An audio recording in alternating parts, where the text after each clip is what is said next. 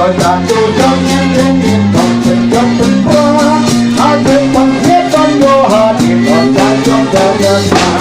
hẹn một ta vẫn mơ tâm tôi nhân ra cả tình thương vì để xem ba những tình ra cờ đầy ba buồn tôi vì dù ổn gia lắm